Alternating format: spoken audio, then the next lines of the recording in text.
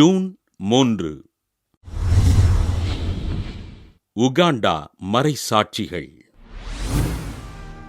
கிபி 1884 ஆண்டு வரை உகாண்டாவை ஆட்சி செய்த அரசர் முத்தேசா மக்கள் விரும்பும் சமயத்தினை பின்பற்றி வாழ அனுமதி வழங்க உகாண்டாவில் கிறிஸ்தவம் பரவத் தொடங்கியது. கிறிஸ்தவ மறைபணியாளர்கள் உகாண்டா மக்களுக்கு கற்பித்ததையும் மக்கள் மனம் திரும்பியதையும் கண்ட அரசன் முத்தேசா கிறிஸ்தவ மறைபணியாளர்களுக்கும் கிறிஸ்தவ மக்களுக்கும் ஆதரவளித்து அவர்களை பாதுகாத்தார். கிபி 1884 ஆண்டு இளவரசர் 2ஆம் வாங்கா உகாண்டாவின் புதிய அரசராக பதவியேற்க கிறிஸ்தவ மறைபணியாளர்களுக்கு தடை விதித்து கிறிஸ்தவ மக்களை துன்புறுத்தினான்.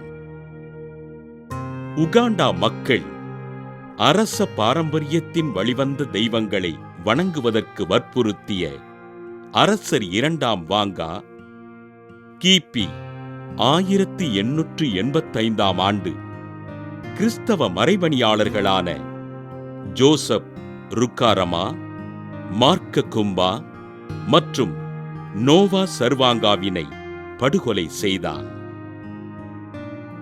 கிபி 1885 ஆண்டு அக்டோபர் மாதத்தில் ஆங்கிலிக்கன் திருச்சபையினை சேர்ந்த ஆயர் ஜேம்ஸ் ஹன்னிங்டன் உகாண்டாவிற்கு வருகை தர ஆயர் உகாண்டாவிற்குள் அனுமதியின்றி நுழைந்தார் என்று குற்றம் சாட்டப்பட்டு படுகொலை செய்யப்பட்டார்.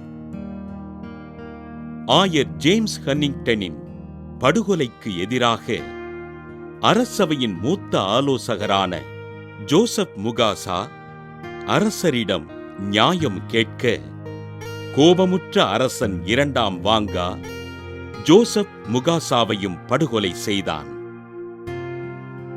உகாண்டாவின் அரசராக பொறுப்பேற்ற முதல் நாள் முதல் எண்ணற்ற கிறிஸ்தவ மறைபணியாளர்களை துன்புறுத்தி படுகொலை செய்த அரசன் 2ஆம் வாங்கா கிபி 1886 ஆண்டு ஜூன் 3ஆம் நாள் 26 கிறிஸ்தவ மறைபணியாளர்களை துன்புறுத்தி படுகொலை செய்தான்.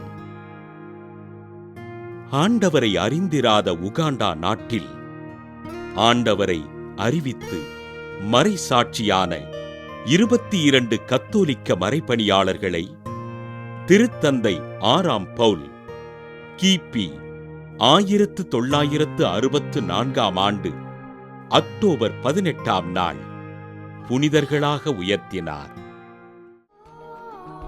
ஆண்டவரின் நற்செய்தியினை போதித்ததற்காக படுகொலை செய்யப்பட்ட உகாண்டா மறைசாட்சிகளின் திருவிழாவினை கொண்டாடுகின்ற நாம் உலகில் மறைபணிக்காக துன்பங்களை அனுபவிக்கின்ற துறவிகளுக்காகவும் மக்களுக்காகவும் ஆண்டவரிடம் ஜெபிப்போம்.